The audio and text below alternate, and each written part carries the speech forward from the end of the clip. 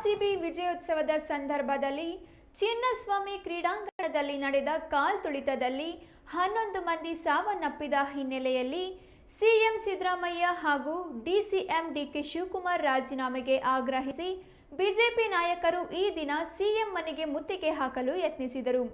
ಬೆಂಗಳೂರಿನ ಫ್ರೀಡಂ ಪಾರ್ಕ್ನಲ್ಲಿ ಪ್ರತಿಭಟನೆ ನಡೆಸಿದ ಬಿಜೆಪಿ ನಾಯಕರು ಸಿಎಂ ನಿವಾಸಕ್ಕೆ ಮುತ್ತಿಗೆ ಹಾಕಲು ಮುಂದಾದರು. ಈ ವೇಳೆ ಅವರನ್ನು ತಡೆದ ಪೊಲೀಸರು ವಶಕ್ಕೆ ಪಡೆದುಕೊಂಡರು. ವಿಪಕ್ಷ ನಾಯಕ ಆರ್ ಅಶೋಕ್ ಅವರು ರಾಜ್ಯ ಸರ್ಕಾರಕ್ಕೆ ವಿದ್ಯಾರ್ಥಿಗಳ ಶಾಪ ತಟ್ಟಿದೆ. ಭಾರತ ರತ್ನ ಬಂದವರಿಗೆ ಯುದ್ಧ ಗೆದ್ದವರ ರೀತಿ ವಿಜಯೋತ್ಸವ ಆಚರಿಸಲಾಗಿದೆ. ಪೊಲೀಸರು ಬೇಡ ಅಂದರೂ ಕಾರ್ಯಕ್ರಮ ಆಯೋಜನೆ ಮಾಡಲಾಗಿದೆ. ಕಾರ್ಯಕ್ರಮಕ್ಕೂ ನಮಗೂ ಸಂಬಂಧ ಇಲ್ಲ ಎಂದಾದ್ರೆ ಅನುಮತಿ ಕೊಟ್ಟವರು ಯಾರು ಎಂದು ಪ್ರಶ್ನಿಸಿದರು. ಬಿಜೆಪಿ ರಾಜ್ಯಾಧ್ಯಕ್ಷ ಬಿವೈ ವಿಜಯೇಂದ್ರ ಸಹ ರಾಜ್ಯ ಸರ್ಕಾರದ ವಿರುದ್ಧ ತೀವ್ರ ವಾಗ್ದಾಳಿ ನಡೆಸಿದರು. ವಿಪಕ್ಷ ನಾಯಕರಾಗಿರ್ತಕ್ಕಂಥ ಆರ್ ಅಶೋಕ್ ಅವರೇ, ಚಲವಾದಿ ನಾರಾಯಣ ಸ್ವಾಮಿ ಅವರೇ,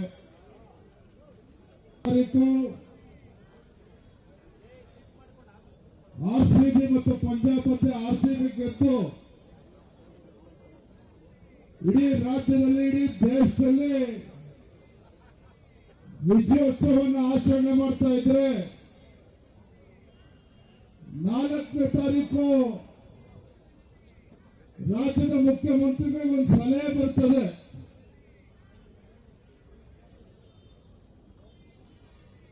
ಏನು ಸಲಹೆ ಅಂತ ಹೇಳಿದ್ರೆ, ಮುಖ್ಯಮಂತ್ರಿ ಸಲಹೆಗಾರರು ಸಿದ್ದರಾಮಯ್ಯವ್ರಿಗೆ ಸಲಹೆ ಕೊಡ್ತಾರೆ.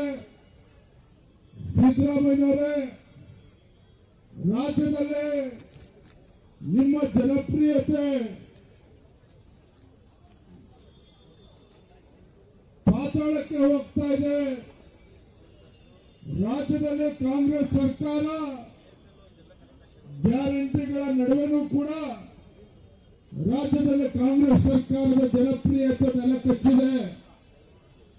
ಇಡೀ ದೇಶದಲ್ಲಿ, ಇಡೀ ರಾಜ್ಯದಲ್ಲಿ ಯುವಕರು, ಜನರು ಆರ್ಸಿಬಿ ಗೆದ್ದಾಗ ಬಹಳ ಖುಷಿಯಿಂದ ವಿಜಯೋತ್ಸವವನ್ನು ಆಚರಣೆ ಮಾಡ್ತಾ ಇದ್ದಾರೆ. ಹೇಗಾದ್ರೂ ಮಾಡಿ ಇದ್ರ ಮಧ್ಯೆ ನಾವು ಕೂಡ ತೋರ್ಕೋಬೇಕು.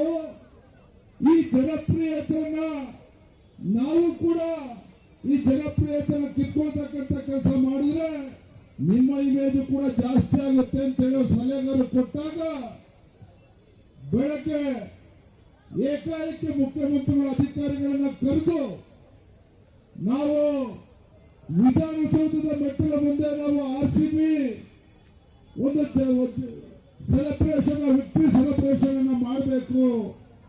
ಆಗ ಅಧಿಕಾರಿಗಳು ಹೇಳಿದ್ರು, ಯಾವುದೇ ಕಾರಣಕ್ಕೂ ಇಷ್ಟೊಂದು ಕಡಿಮೆ ಅವಧಿಯಲ್ಲಿ ಈ ಒಂದು ಸಂಭ್ರಮಾಚರಣೆ ಮಾಡೋದಕ್ಕೆ ಆಗೋದಿಲ್ಲ. ಒಂದು ವಾರ ಆದ್ರೂ ಸಮಯ ಕೊಡಿ, ಒಂದು 4-5 ದಿನ ಆದ್ರೂ ಸಮಯ ಕೊಡಿ ಅಂತ ಹೇಳಿದ್ರು ಕೂಡ ನಾನು ಮುಖ್ಯಮಂತ್ರಿ ಇದ್ದೇನೆ, ನಾನು ಆದೇಶ ಮಾಡ್ತಾ ಇದ್ದೇನೆ. ಇವತ್ತು ಸಂಜೆ 4 ಗಂಟೆಗೆ ವಿಧಾನಸೌಧದ ಭವ್ಯ ಮೆಟ್ಟಲ ಮುಂದೆ ಆರ್ಸಿಬಿ ನಾವು ವಿಜಯೋತ್ಸವವನ್ನು ಆಚರಣೆ ಮಾಡ್ತೇವೆ ಅಂತ ಹೇಳಿದಾಗ ಅನಿವಾರ್ಯವಾಗಿ ಅಧಿಕಾರಿಗಳು ಒಪ್ಕೊಳ್ಳಬೇಕಾಯ್ತು.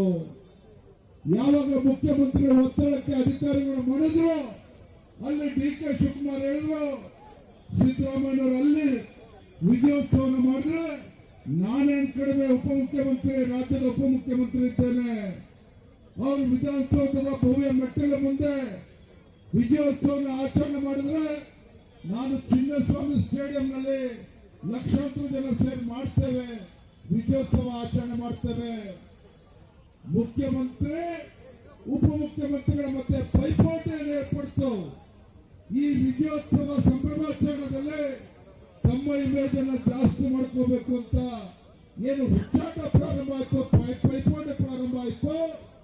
ಇವರ ಪೈಪೋಟಿಯ ಪರಿಣಾಮವಾಗಿ ಕಾಂಗ್ರೆಸ್ ಸರ್ಕಾರ, ಸಿದ್ದರಾಮಯ್ಯ, ಡಿಕೆ ಶಿವಕುಮಾರ್ ಅವರ ಹುಚ್ಚಾಟದ ಪರಿಣಾಮವಾಗಿ ಇವತ್ತು ಇವರ ಒಂದು ವಿಜಯೋತ್ಸವ ಆಚರಣೆ ಮಾಡೋದಕ್ಕೆ ಹೋಗಿ ಅಲ್ಲಿ 11 ಜನ ಅಮಾಯಕರು ಪ್ರಾಣವನ್ನು ಕಳೆದುಕೊಂಡಿದ್ದಾರೆ.